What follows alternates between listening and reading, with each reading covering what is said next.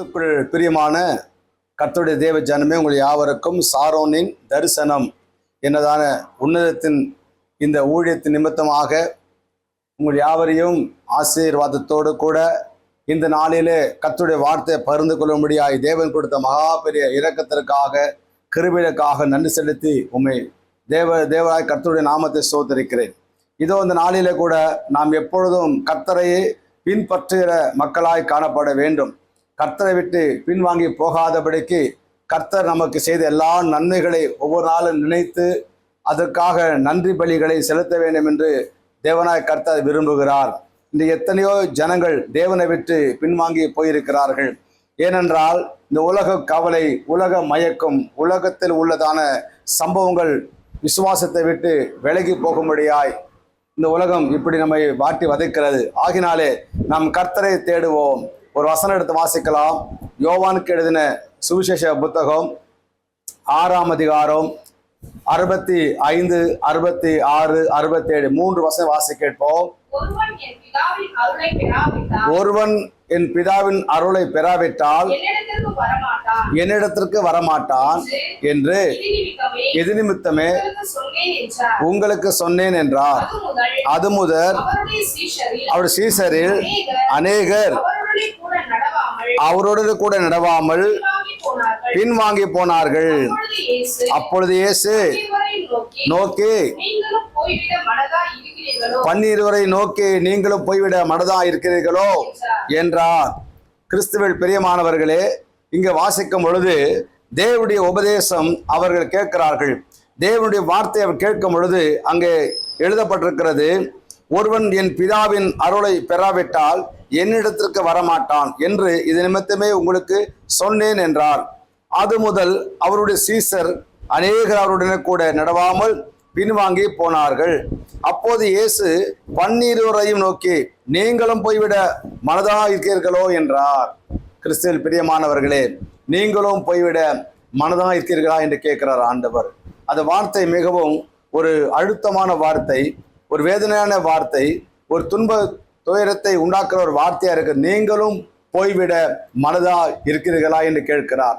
கிறிஸ்துவில் பிரியமானவர்களே, இந்த செய்தியை கேட்டுக்கொண்டிருக்கும் யாவருக்கும் ஒன்றை ஆண்டவர் சொல்ல விரும்புகிறார். நீங்களும் என்னை விட்டு, என் சமூகத்தை விட்டு, என்னுடைய ஆலயத்தை விட்டு, என் வார்த்தையை விட்டு, விசுவாசத்தை விட்டு, நம்பிக்கை விட்டு போய்விட மனதா இருக்கிறீர்களா? இந்த நாளிலே ஆண்டவர் உங்களோடு கூட பார்த்து பேசுகிறார். தேவனாய கர்த்தர் எதற்காக பின்பற்ற வேண்டும் என்று சொல்லுகிறார்? ஏன் பின்பற்ற வேண்டும் என்று சொல்லுகிறார்? ஏன் என்னை நோக்கி கூப்பிடு என்று சொல்லுகிறார்? எதற்காக என்னிடத்த வா என்று அழைக்கிறார்? பிரியமானவர்களே, இந்த உலகம் நம்மோடு கூட நிரந்தரமாக இருப்பதும் இல்லை, நாமும் இந்த உலகத்துல அவரோடு கூட உலகத்தில் நிற்பதும் இல்லை. ஏனென்றால் இந்த உலகம் ஒரு நாளைக்கு நம்ம விட்டு போய்விடும். உலகம் ஒரு நாள் நம்ம விட்டு அழிந்து விடும். இந்த வானமும் இந்த பூமியும் இல்லாமல் போகும் என்று வேதம் சொல்லுகிறது. ஆனால் என்றென்றைக்கும் நம்மோடு இருக்கிற ஒரே ஒரு தேவன் நமது ஆண்டவராக இயேசு கிறிஸ்து. அவர் இம்மையிலும் நம்மோடு இருக்கிறார், மறுமையிலும் நம்மோடு இருப்பார். ஏனென்றால் யோவான் சுவிசேஷ புத்தகத்துல தேவன் சொல்லுகிறார், 14ஆம் அதிகாரத்துல 1, 2 வசனங்களை வாசித்து பார்ப்போமானால், உங்கள் இருதயம் கலங்காமல் இருப்பதாக தேவனிடத்தில் விசுவாசமாய் இருங்கள், என்னிடத்தில் விசுவாசமாய் இருங்கள். என் பிதாவின் வீட்டில் அநேக வாசஸ்தலங்கள் உண்டு. அப்படி இல்லாதிருந்தால் நான் உங்களுக்கு சொல்லியிருப்பேன். ஒரு ஸ்தலத்தை உங்களுக்காகவே ஆயத்த பண்ண போகிறேன். நான் போய் உங்களுக்காக ஸ்தலத்தை ஆயத்த பண்ணின பின்பு நான் இருக்கும் இடத்திலே நீங்கள் இருக்கும்படிக்கு நான் மறுபடியும் வந்து உங்களை என்னிடத்தில் சேர்த்துக் கொள்வேன். ஆமேன். இங்க வேதத்தில் வாசிக்கும் போது ஆண்டவர் எதற்காக என்னை விட்டு போகாதிருங்கள் சொல்லுகிறார். நீங்களும் போய்விட மனதா இருக்கிற ஆண்டவர் ஏன் கேட்கிறார் சொன்னா, உங்களுக்காக ஒரு ஸ்தலத்தை என் பிதா வீட்டிலே ஆயத்த பண்ண போகிறேன். இயேசு சொல்லுகிறார், அநேக ஸ்தலங்கள் உண்டு, அது ஒரு ஸ்தலம் உங்களுக்காக. தமிழ் சீசரை பார்த்து சொல்ற வார்த்தை, உங்களுக்காக ஒரு ஸ்தலத்தை நான் ஆயத்த பண்ண போகிறேன். அந்த ஸ்தலத்தில் ஆயத்தம் பண்ண பிறகு நான் மீண்டும் இந்த பூமிக்கு வருவேன். வந்து நீங்கள் என்னோடு இருக்கும்படிக்கு அழைத்து கொண்டு போவேன் கர்த்தர் சொல்லுகிறார். உங்கள் இருதயம் கலங்காதிருப்பதாக, நீங்கள் தோண்டு போகாமல் இருங்கள். நீங்கள் சோர்ந்து போகாமல் இருங்கள். ஏனென்றால் இந்த உலகம் நம்மை வஞ்சிக்கிற உலகமா இருக்கிறது, அழிக்க நினைக்கிற உலகமா இருக்கிறது, தேவனை விட்டு பிரிக்கிற உலகமா இருக்கிறது. பாவமும் சாபமும் நிறைந்த அந்த உலகத்துல விசுவாசத்துல நிற்க முடியாதபடிக்கு தடைகளை கொண்டு வருகிற உலகமா இருக்கிறது. ஆகையால நீங்களும் போய்விட மனதாய் இருக்கிறான் ஆண்டவர் ஏக்கத்தோடு கேட்கிறார். பிரியமானவர்களே, இந்த செய்தி கேட்டுக்கொண்ட யாவருக்கும் கர்த்தர் சொல்ற வார்த்தை, என் பிதா வீட்டில் அநேக ஸ்தலங்கள் உண்டு, அநேக ஸ்தலங்கள் உண்டு. ஒரு ஸ்தலத்தை உங்களுக்காக நான் ஆயத்தம் பண்ண போகிறேன். ஆயத்தம் பண்ண பின்பு நான் வந்து உங்களை அழைத்து கொண்டு போவேன் அவர் சொல்லுகிறார். லூக்கா எழுதின சுவிசேஷ புத்தகத்துல லூக்கா 9ஆம் அதிகாரம் 62வது வசனத்தை நாம் வாசிக்க கேட்போம். அதற்கு இயேசு கலப்பெண் மீது தன் கையை வைத்து, பின்னிட்டு பார்க்கிற எவனும் தேவனுடைய ராஜ்யத்திற்கு தகுதி உள்ளவன் அல்ல என்று அவர் சொல்லுகிறார். அவர் வார்த்தை கேட்க வசனம் கேட்கும் பொழுது பாருங்க, திருப்பி வாசிப்போம். இயேசு கலப்பெண் மீது கையை வைத்து, பின்னிட்டு பார்க்கிற எவனும் அல்ல, போதும், தேவனுடைய ராஜ்யத்திற்கு தகுதி உள்ளவன் அல்ல. பிரியமானவர்களே, நீங்களும் போய்விட மனிதனா இருக்கிறார் என்று இயேசு ஏக்கத்தோடு கேட்கிறார். ஏனென்றால் தகுதியற்ற இந்த உலகத்துல, தகுதி இல்லாத இந்த ராஜ்யத்துல நாம் தேடி ஓடுகிறோம், நாடுகிறோம். ஆனால் இவையெல்லாம் ஒன்று நம்மோடு கூட வருவதும் இல்லை, ஒன்று நம்மோடு கூட ஸ்தோத்திரம் கடைசி வரைக்கும் நிற்பதில்லை.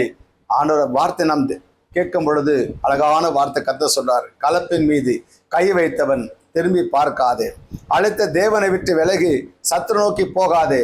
எங்கிருந்து நீ வந்தாயோ திரும்ப அந்த இடத்துக்கு நீ போக வேண்டும் என்று தேவன் ஒருபோதும் விரும்புவதில்லை. தேவனை ரட்சித்த நோக்கம் என்ன? லூக்கா சுவிசேஷ புத்தகம் 19ஆம் அதிகாரம் 10ஆம் வசனத்தை வாசி கேட்போம்.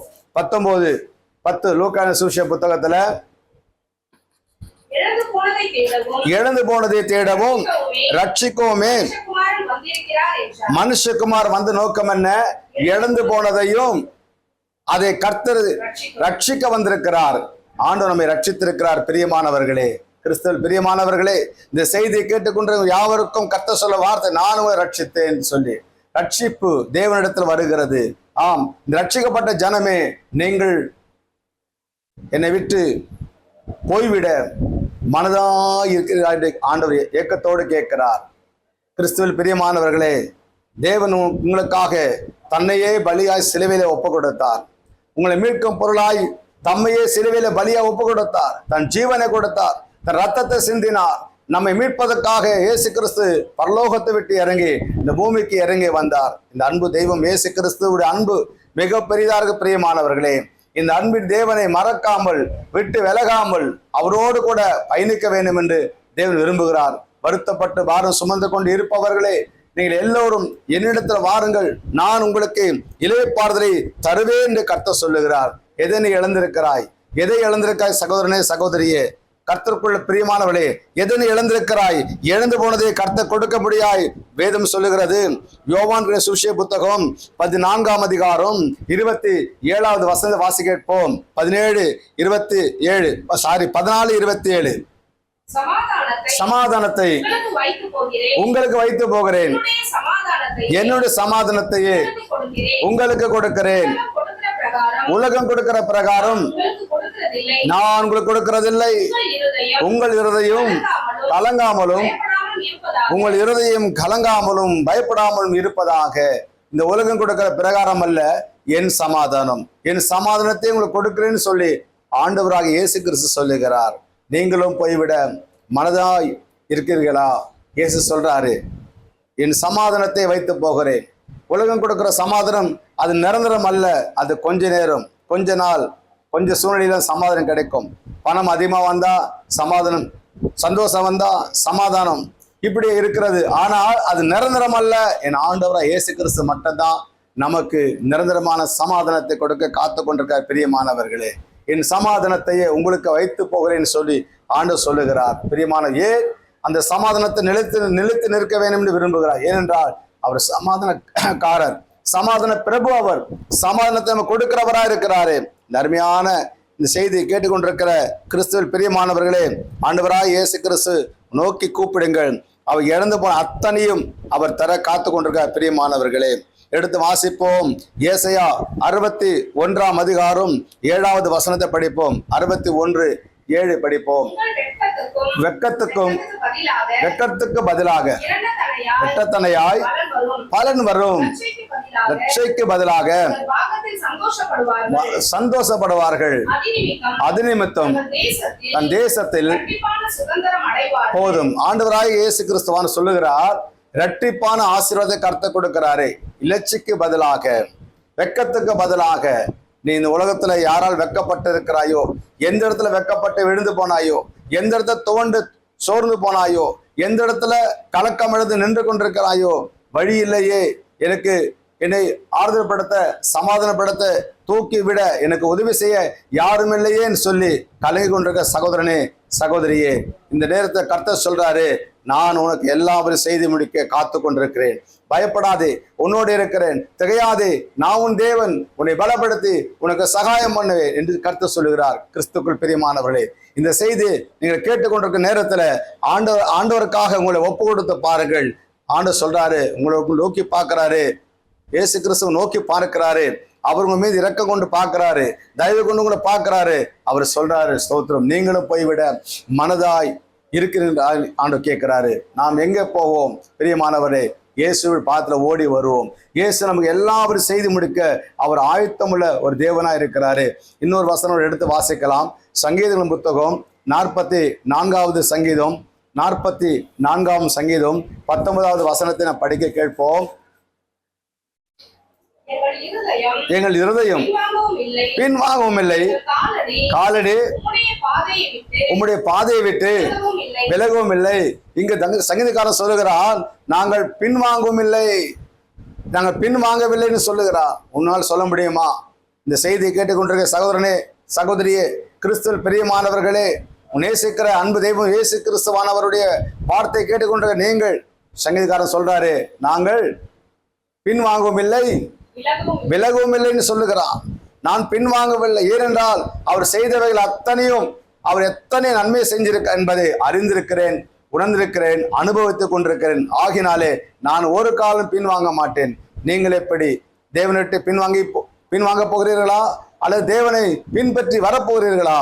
இயேசு சொன்னார், என்னை பின்பற்றி வா, என் சிலுவை எடுத்துக்கொண்டு வா, நான் உனக்கு இளைய பாறுதல் தருவேன், நான் உனக்கு சமாதானத்தை தருவேன், நான் உனக்கு சந்தோஷத்தை கொடுப்பேன், நான் உனக்கு மகிழ்ச்சி கொடுப்பேன். அவர் சொல்லுகிறார், நான் உன்னை விட்டு விலகுவதும் இல்லை, உன்னை கை விடுவதும் இல்லை, என் கிருபை உனக்கு போதும், உன் பலவீனத்திலே என் பலன் பூர்ணமாய் விளங்கும் என்று சொல்லுகிறார்.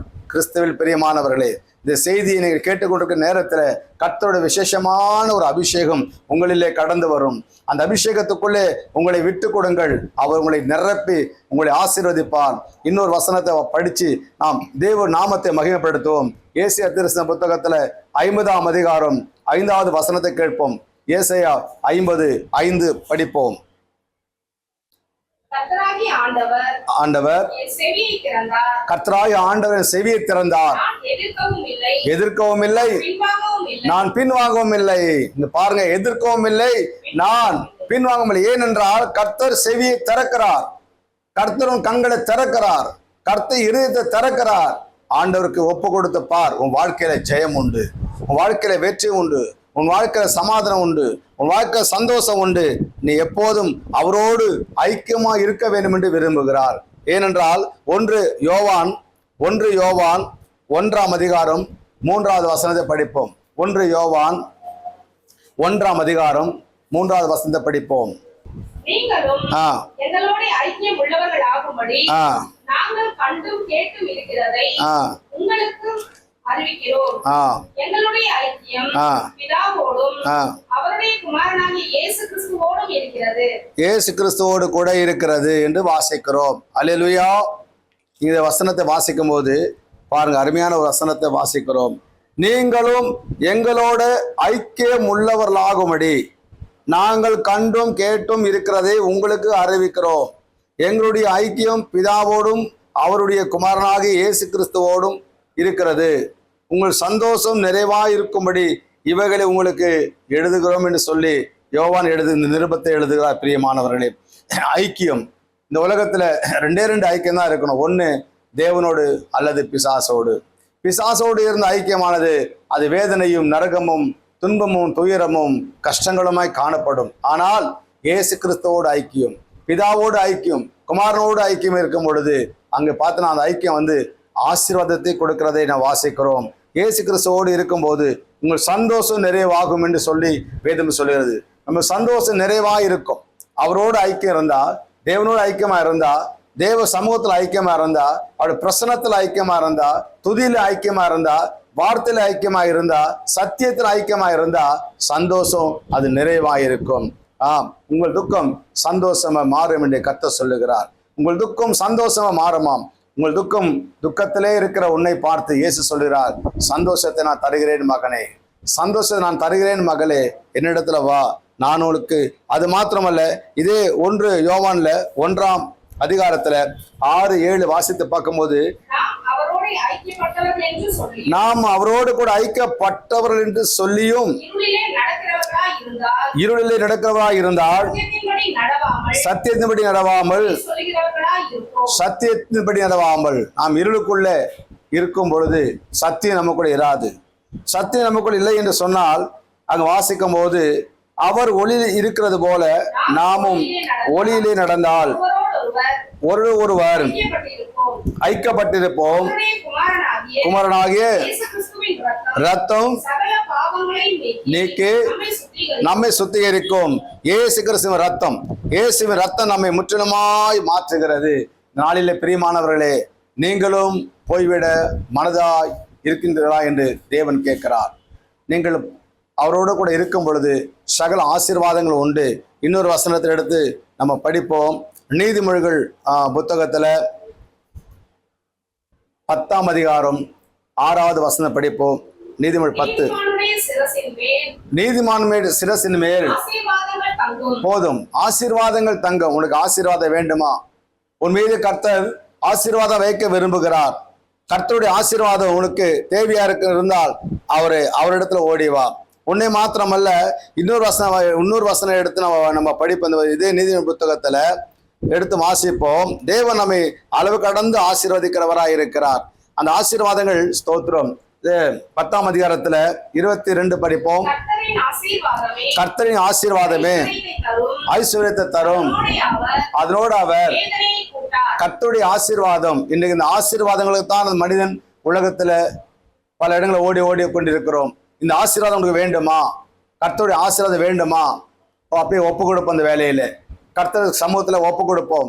இந்த செய்தியை கேட்டுக்கொண்டிருக்கிற கிறிஸ்துவில் பிரியமானவர்களே, உங்கள் யாவரோடு கூட இந்த நாளிலே பேசுவதற்கு தேவன் கொடுத்த நல்ல ஒரு தருணத்திற்காக, நல்ல ஒரு நேரத்திற்காக தேவனை நான் நன்றியோடு ஸ்தோத்தரிக்கிறேன். இந்த வேளையில் செய்தி கேட்டு நீ யாவரும் ஒரு நிமிடம் நீங்கள் இருக்கும் இடத்துல கண்களை மூடி ஆண்டவரிடத்துல நோக்கி பார்த்து, ஆண்டவரே, நான் உம்மை விட்டு போக மாட்டேன். ஆண்டவரே, என்ன நடந்தாலும் ஏது நடந்தாலும் உலகத்துல உன்னை விட்டு நான் போகவே மாட்டேன். ஆண்டவரே, இதோ என் குற்றங்களையும் என் குறைகளையும் என் மீறுதலை நான் ஒப்பு கொடுத்து என்னை முற்றிலுமாய் அர்ப்பணித்து உங்க கரத்துல கொடுக்கிறேன். ஆண்டவரே, நான் உம்மை விட்டு போக மாட்டேன். நீர் சொல்லிற வார்த்தையானது நான் உங்களுடைய ஆசீர்வதிப்பேன்னு சொல்லிடுற. ஆண்டவரே, இந்த ஆசீர்வாதத்தோடு ஆண்டவரே எங்கள் குடும்பம் எல்லாரையும் ஆசீர்வதிப்பீராக. எங்கள் சிரசின் மேல் ஆசீர்வாதம் இருக்கட்டும். ஐஸ்வர்யம் நிரம்பி வழியேற்றும். சோகங்கள், துன்பங்கள், துயரங்கள், வியாதி, வாதம் நீங்கி அற்புதம் நடக்கட்டும் என்று நடக்க வேண்டும் என்று தேவனிடத்தில் ஒப்பு கொடுங்கள். கர்த்தர் செய்வார். நாம் ஜெபிப்போம் கண்களை மூடி.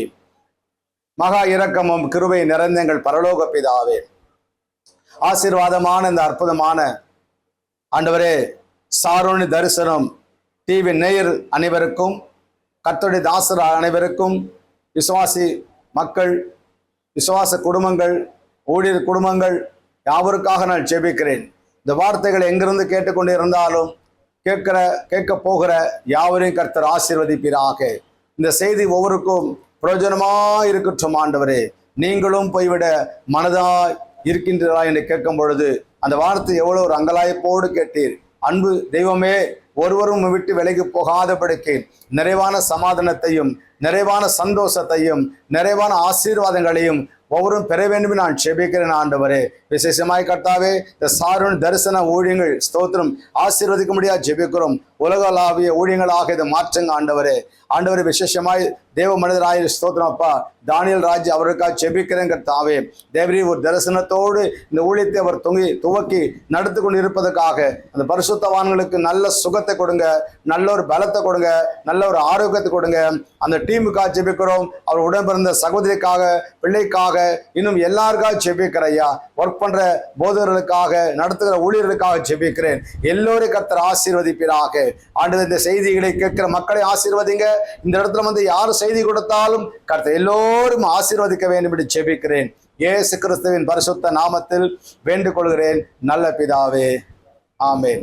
என் ஆத்துமாவே கர்த்தரை ஸ்தோத்திரி, என் முழு வல்லமே பரிசுத்த நாமத்தை ஸ்தோத்திரி. ஆத்துமாவே கர்த்தரை ஸ்தோத்திரி, கர்த்தர் செய்த சகல உபகாரங்களையும் மறவாதே. ஆமேன். கர்த்தராகிய இயேசு கிறிஸ்துவுடைய கிருபையும், பிதாவாகிய தேவனுடைய அன்பும், பரிசுத்தாவின் சமாதானமும், ஆசீர்வாதமும், பாதுகாப்பும், பராமரிப்பும் நாம் அனைவரோடும், செய்தி கேட்கிற மக்களோடும், இந்த தரிசன டிவியோடு இருக்க முடியாது இயேசு நாமத்தில் வருகைவிற்கும் ஒப்படைக்கிறோம். இயேசு நாமத்தில் பிதாவே, ஆமென்.